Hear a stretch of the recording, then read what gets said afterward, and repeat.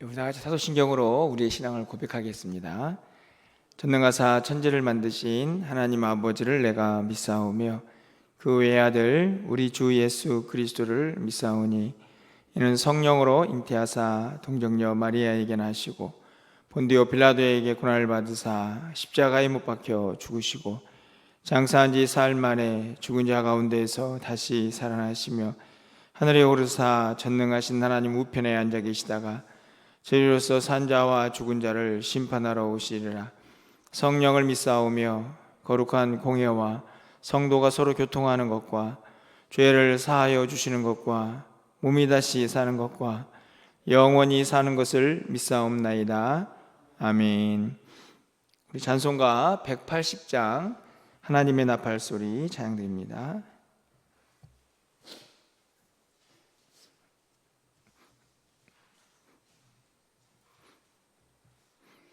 180장입니다.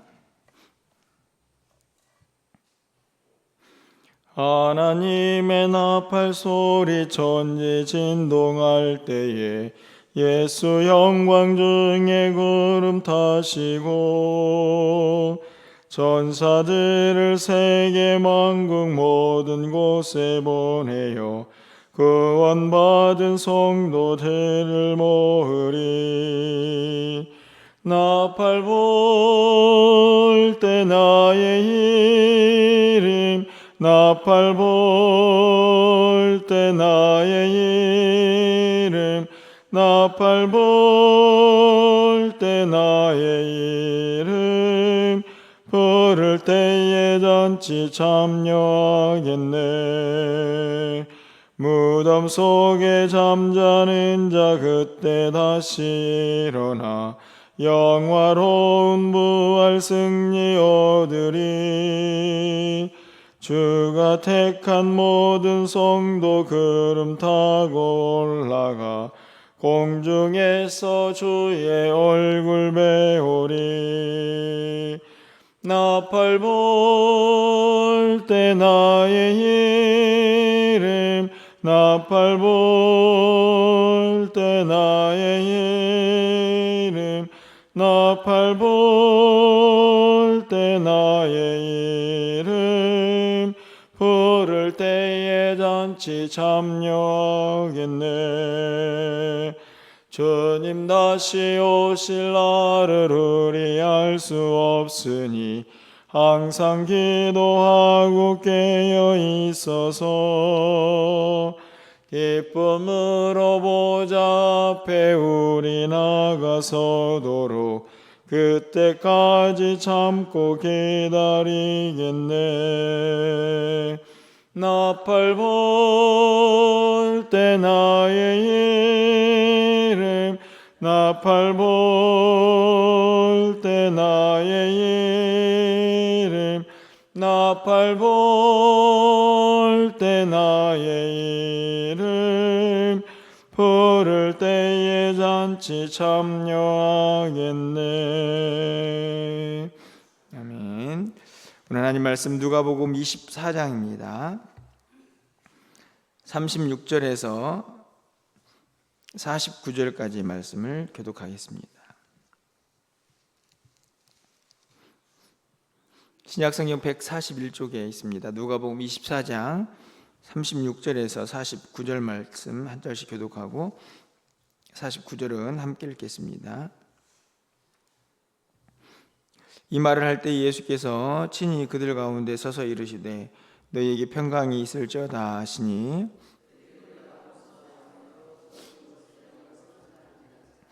예수께서 이르시되 어찌하여 두려워하여 어찌하여 마음에 의심이 일어나느냐.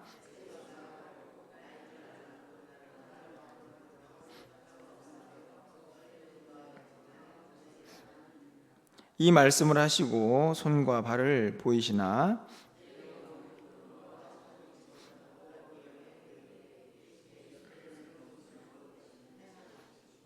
이에 구운 생선 한 토막을 드리니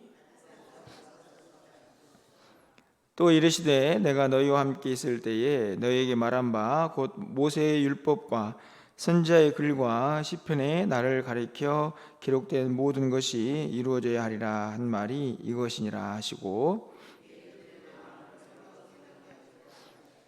또 이르시되 이같이 그리스도가 고난을 받고 제3일에 죽은 자 가운데에서 살아나갈 것과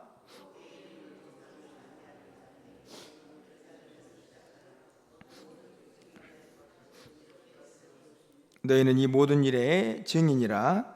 볼지어다 내가 내 아버지께서 약속하신 것을 너희에게 보내리니 너희는 위로부터 능력을 입혀질 때까지 이 성에 머물라 하시니라. 아멘. 저희가 부활주일을 이제 보내고 또 매일 성경의 순서에 따라서 누가복음의 이제 마지막 부분에 이 말씀을 이제 읽었습니다. 우리 매일매일의 삶이 부활을 살아야 한다 하는 말씀을 제가 주일에 나눴는데, 오늘 본문도 부활하신 주님의 마지막 사역의 모습들을 기록해 놓고 있는 것을 보게 되는데요. 물론 우리가 알다시피 누가복음은 또 사도행전과 연결이 되어서 그렇게 또 말씀이 우리가 읽혀지고 있는데, 특별히 오늘은 이제 예수님께서 부활하시고 마지막까지 또 행하신 일들을 다시 한번 기록해 주는 그런 부분입니다.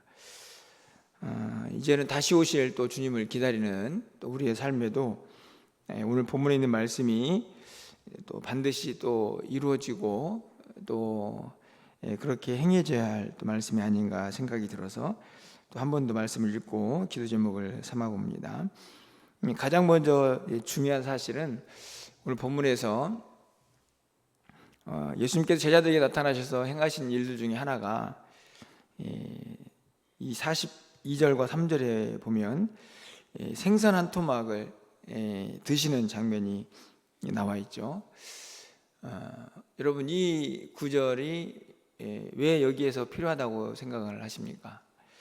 왜 갑자기 생선 한 토막을 드시나?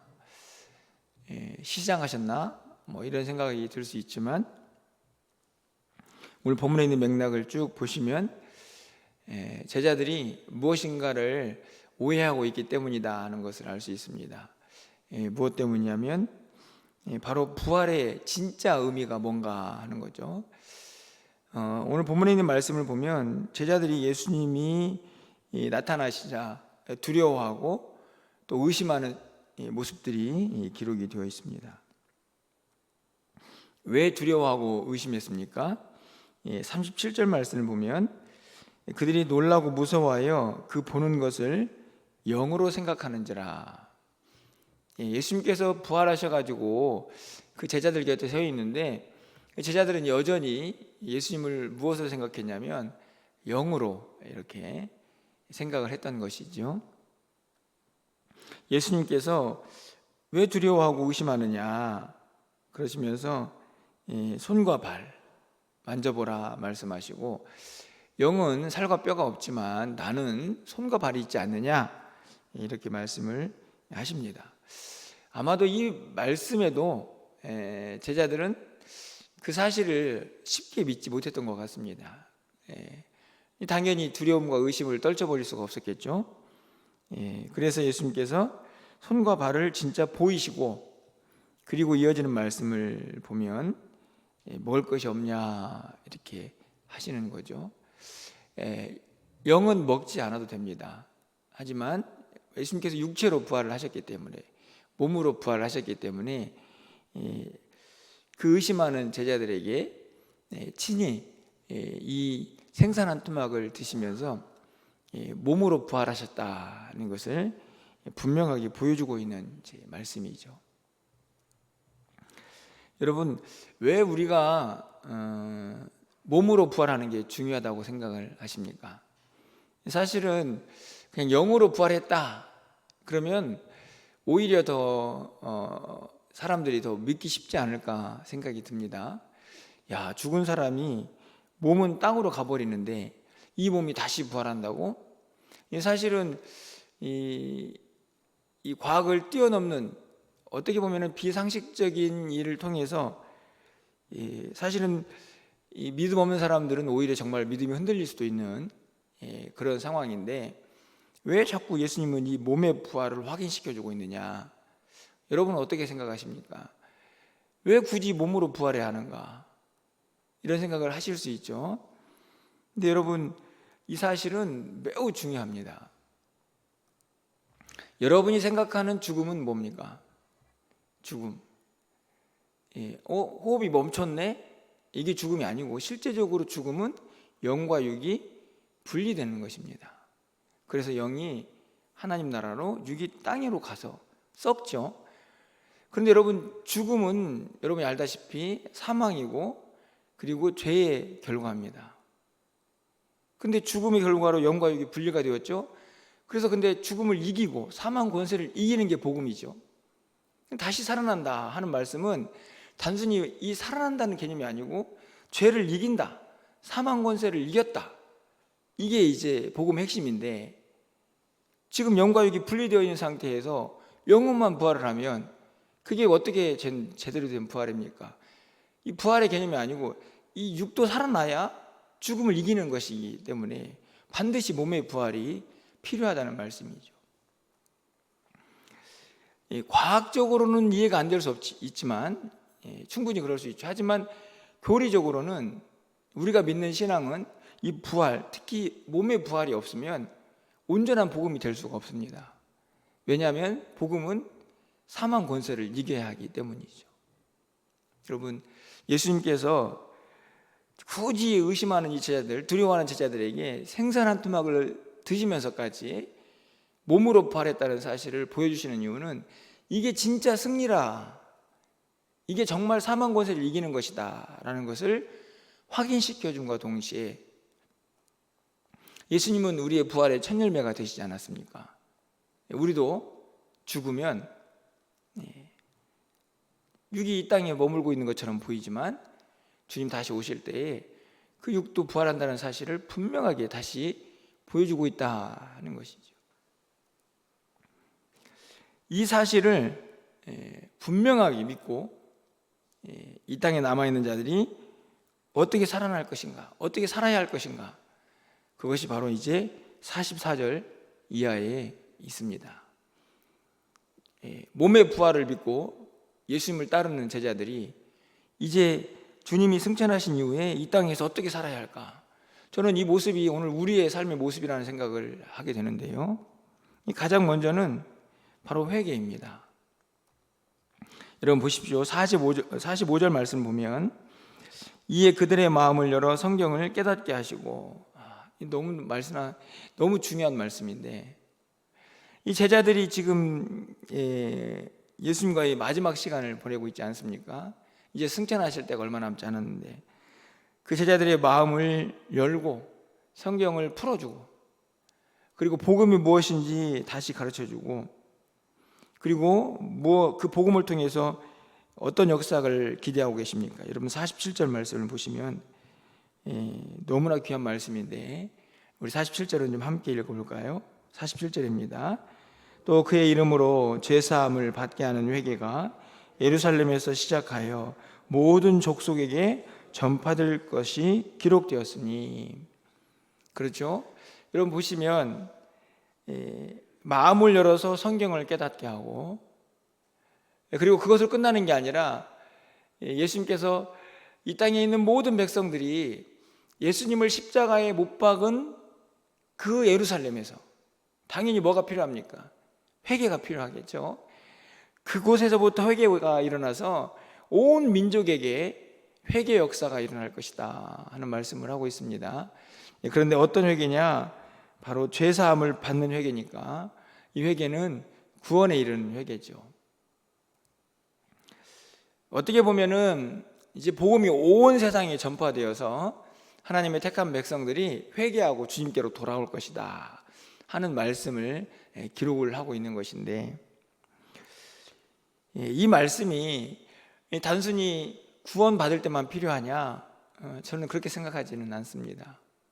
여전히 우리가 예수를 믿고 있지만 죄를 짓기도 하고, 또 우리의 상태가 어떻습니까? 마음이 다치기도 하고, 말씀을 들어도 성경 말씀이 잘 깨달아지지도 않기도 하고 우리의 심령이 얼마나 강팍해질 때가 많이 있습니까? 저는 오늘 본문을 읽으면서 이 말씀이 단순히 예수를 믿지 않다가 예수를 믿는 회개에만 적용되는 게 아니고 예수 믿는 오늘 우리에게도 여전히 너무나 능력의 말씀으로 필요한 부분이 아닌가 생각이 듭니다. 닫힌 마음이 열려지고 말씀을 들을 때에 그것이 깨달아지고 마음이 감동이 되고 그래서 그동안에 지은 나의 모습, 내 죄가 떠오르고 그래서 주님 앞에서 눈물을 흘리고 회개하는 이 능력의 말씀의 역사가 여전히 오늘 우리에게도 필요하다는 말씀이죠. 얼마나 많은 말씀을 듣고 또 얼마나 많은 말씀을 읽게 됩니까? 설교를 하는 사람의 가장 큰 감동은 말씀을 읽고 스스로 깨닫는 은혜도 있지만 말씀을 듣는 모든 이들에게 오늘 이 45절 또 47절 같은 말씀의 역사가 나타나는 것이죠.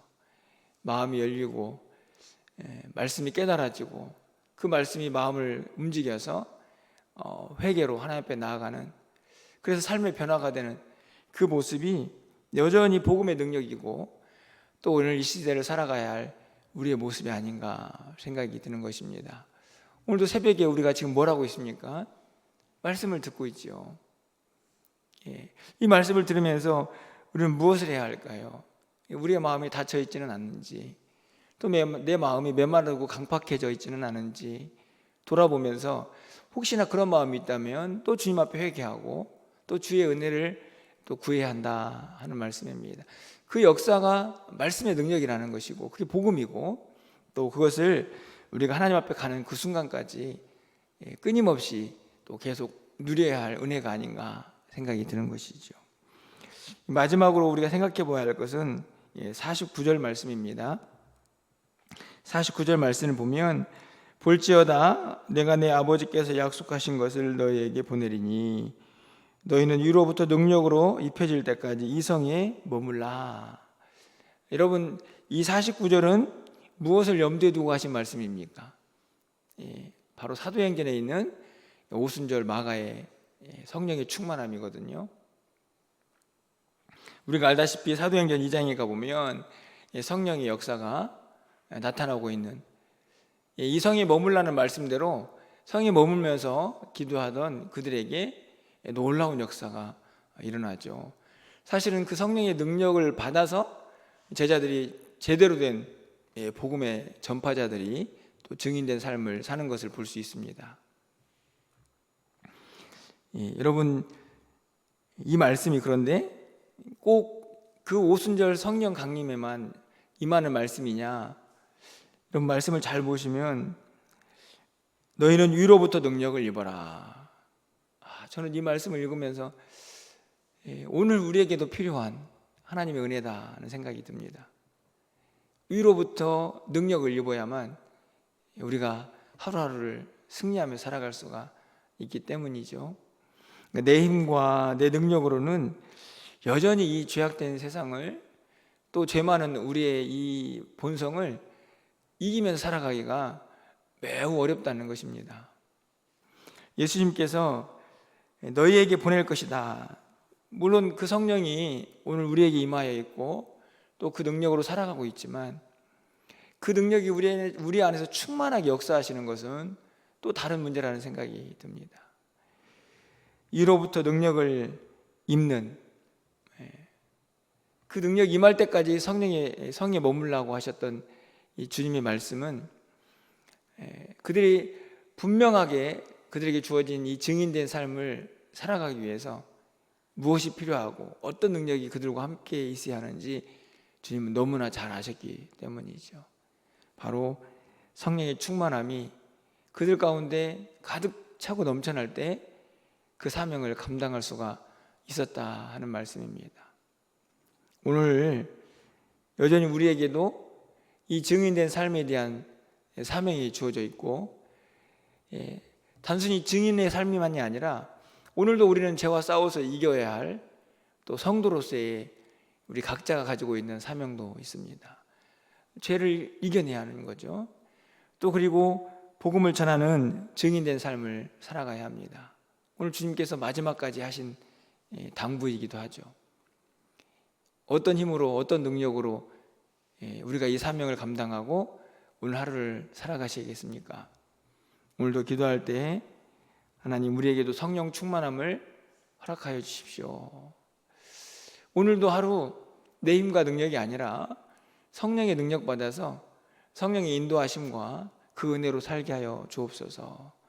여러분 그렇게 기도하시면서 주의 은혜를 구할 때에 여러분 그 은혜가 오늘 말씀하셨던 것처럼 우리의 마음도 열고 성경도 깨닫게 하고 또 우리가 각자의 삶에서 해야 할 일들을 또 주님의 뜻대로 감당하면서 살아가게 할 능력으로 여러분 가운데 함께 하실 줄 믿습니다. 오늘 기도하실 때에 가장 먼저는 우리의 영적인 상태를 좀 점검해 보았으면 좋겠습니다. 내 마음이 메말라 있지 않나. 그것은 다른 데 있지 않습니다. 말씀 안에 내가 얼마나 반응하고 있는가를 보시면 납니다. 말씀을 듣고 말씀을 읽어도 그냥 흘러가고 지나쳐버리는 말씀이라면 한 번쯤 우리의 이 마음의 상태가 굳어있지 않나 하는 것을 점검해 보아야 하는 것이고요.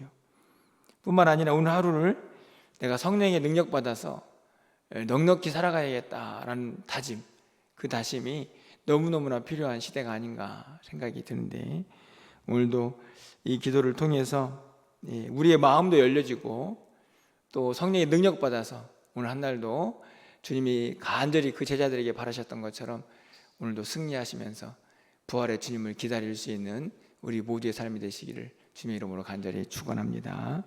기도하겠습니다. 부활의 예수님을 찬양하고 또 그 부활을 기념한 날들이 또 어느덧 이틀이 지나갑니다. 하나님, 우리의 매일매일의 삶이 부활의 주님과 동행하는 삶이 되게 하시고 이제는 다시 오실 주님을 기다리며 우리의 몸의 부활도 소망하며 이 땅을 넉넉히 승리하며 살아가는 하나님의 사람들이 되게 하여 주시옵소서.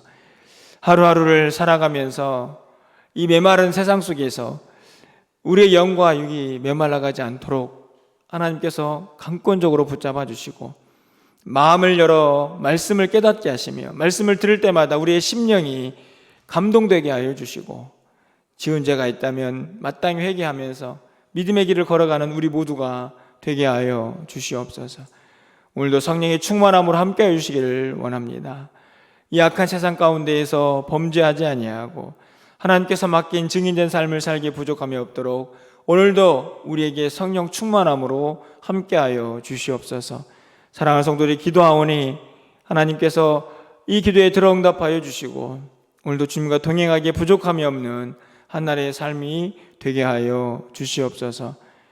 다시 오실 주님을 기다리며 간절히 기도하고 또 하루하루를 살아가는 우리 모두에게 주의 은혜로 주의 능력으로 함께하여 주시옵소서. 간절히 바라기는 사랑하는 성도들의 오늘도 출입을 지켜주시고 실족하지 않도록 인도하여 주시고 좌로나 우로나 치우치지 아니하고 믿음의 길, 능력의 길을 걸어갈 수 있도록 하나님께서 함께하여 주시옵소서. 특별히 오늘 주일에 오늘 토요일에 귀한 주일학교 행사를 준비하고 있습니다. 하나님께서 이 모든 행사 가운데 은혜로 함께하시고 좋은 열매가 있어 하나님께 기쁨이 될 수 있도록 주님 도와주시옵소서. 준비하고 기도하는 모든 이들에게 하나님께서 지혜와 능력으로 함께하여 주시옵소서. 오늘 한날 우리의 모든 삶을 주관하여 주시기를 간절히 소망하고 예수 그리스도의 이름으로 기도합나이다. 아멘. 오늘 말씀을